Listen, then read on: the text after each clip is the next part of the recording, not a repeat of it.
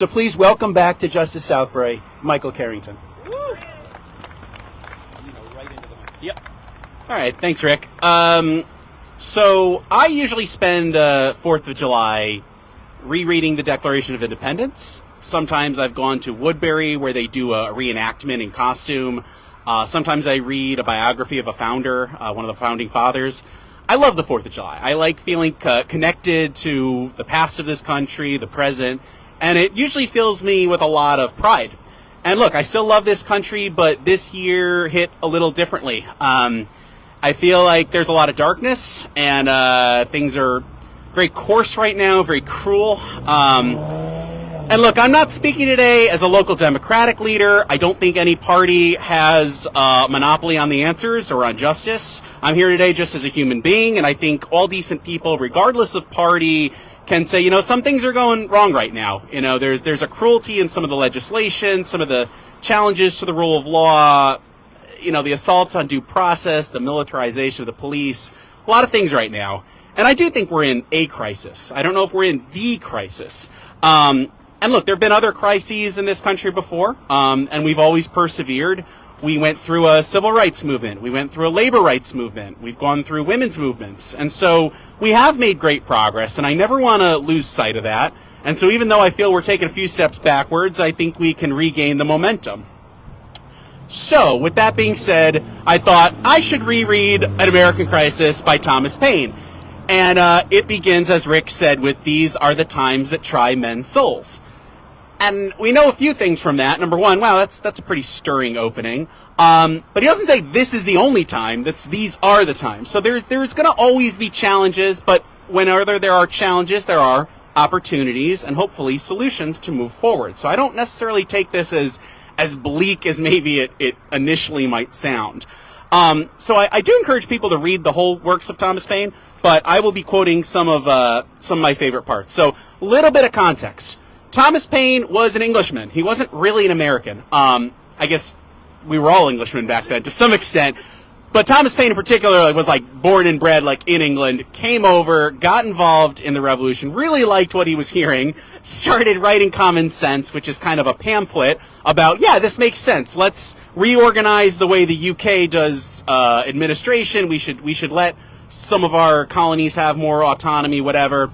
And he was very upset that his own country was kind of like trying to stamp down this revolution. But, you know, the other thing about Thomas Paine that's really cool is he didn't talk the talk, he walked the walk. He joined the Continental Army at a time when not that many people did that. So he wrote American Crisis from the winter camp of Washington's fledgling little army. And who did he write it for? He was trying to appeal to all of the colonies, the regular people. Hey, get involved, folks. You don't necessarily have to join the army, but you do have to be part of this. You have to all do your part. Because that's how, you know, this nation thousands of miles away is going to realize, okay, yeah, you can have your own autonomy. You can have your own liberty. So again, these are the times that try men's souls. The rest of the piece, if you read it, it's not necessarily comfortable. It's not about escapism. It's not the flowery legalese. In fact, he kind of rejects the whole life, liberty, pursuit of happiness.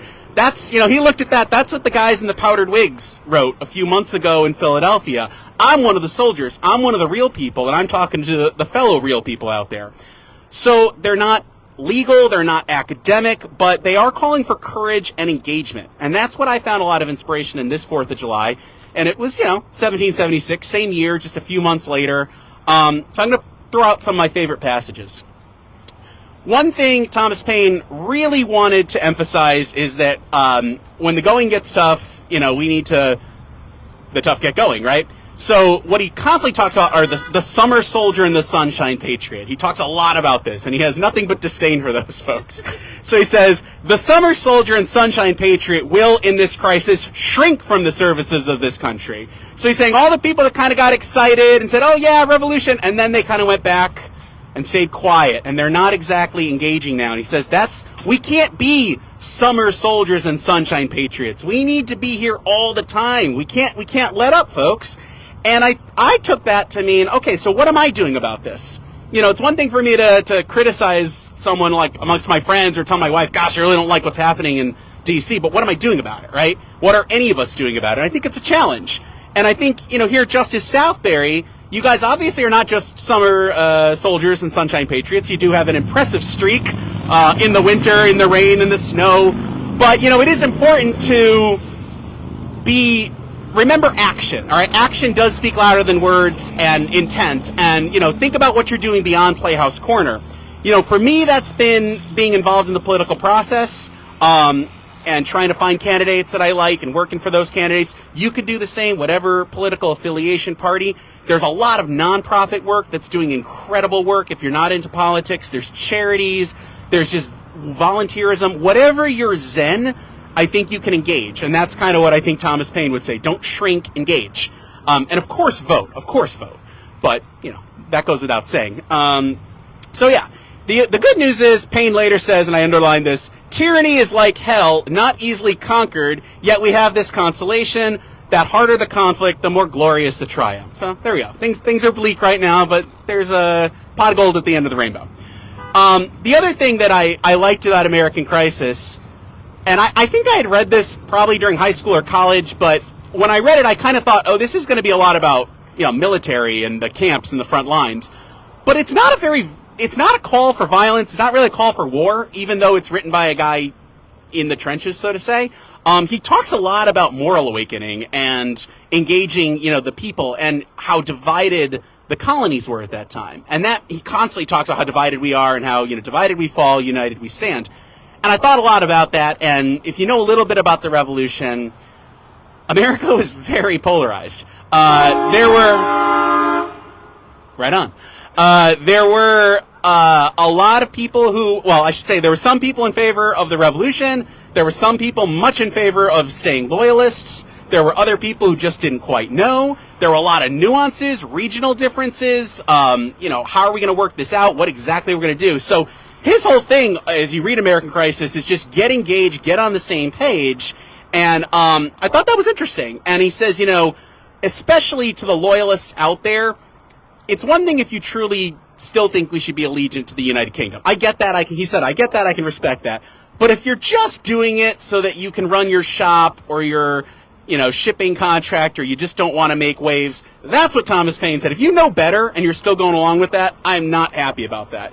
And he says, quote, "A man does not serve the cause of liberty by hiding behind the mere robes of popularity." And I think that's urgent today, because I think we've seen a lot of people placing their party over their country, their power over their principles. And I think that we have to remind ourselves, if you truly believe in this to the right thing, that's okay. But if you're just doing it because it's convenient, or you think you can make profit out of it, God forbid, I think that's absolutely wrong. And the other passage, I really like this one, so I'm going to quote it. Thomas Paine writes, "Let them call me a rebel, I feel no concern for it. But I should suffer the misery of devils were I to make a whore of my soul by swearing my allegiance to one whose character is that of a sottish, stupid, stubborn, worthless, brutish man." Now, I assume the sottish, stupid, stubborn, worthless, brutish man was George III, but I think we remember that there's always going to be sottish, stupid, stubborn, worthless, brutish men in our history. And it's always the duty of good Americans to oppose sottish, stupid, stubborn, worthless, brutish men, wherever we may find them. It's just such a good quote. The other thing I really liked about Thomas Paine is that he was kind of a student of history, and he was very keenly aware. I'm not quite sure how he knew this, but as he was writing, he kept saying, we're within, these are the times that try men's souls. People are going to reflect on this years from now, decades, maybe even centuries. So he was very aware of the historical context and what we're doing and how it's going to look. He constantly has quotes like this. I just took one. "He that stands now deserves the love and thanks of all men and women through the ages." That's good. I mean, that's an important reminder that this isn't just about what's going on now, but we're connected with the past and the future. He also talks a lot about, he's not a father when he writes this, but he constantly talks about how we're all basically would-be parents, and I thought, that's interesting. And he says, "Generous parents will say, if there be trouble, let it be in my day, so that my child may have peace." And that kind of struck home because I've got young children, and I really try everything I do to try to make this world a better place for them. And I think most people agree with that. I don't think we're always divided on that. So yeah, I think we have to think about what we owe to future generations. So again, I'm trying to be hopeful here because I think Thomas Paine's main takeaways were just be engaged. Don't be summer soldiers and sunshine patriots. You don't just do this when the sun is shining. You do it when things are hard. And he did believe that there was going to be light at the end, and so that was hopeful for me. And one of the later essays, he talks about, quote, "We have it in our power to begin the world over again." And for him, he didn't quite know what structure the United States was going to take in 1776. We have the luxury of knowing that now, so we have it in our power to begin the world over again. We can do that every November. We always have an election. We always have a local election or a national election. We always have a chance to, on the record, get there, make your vote heard. And so I like to think of every election as kind of a mini revolution, a peaceful revolution, a bloodless revolution, a happy revolution. And they all have consequences, and I know it's cliche, but the most important election of your life is always the next one. And that, that's the beauty of this country, the love of this country, is that we always have it in our power to begin the world over again. That power still exists. It does take clarity, it does take courage, and we shouldn't normalize things that we don't agree with. We should always be taking a stand. So let's be active, now and forever, for justice. These are the times that try men's souls, but in these times we can rise. That's what Thomas Paine would say.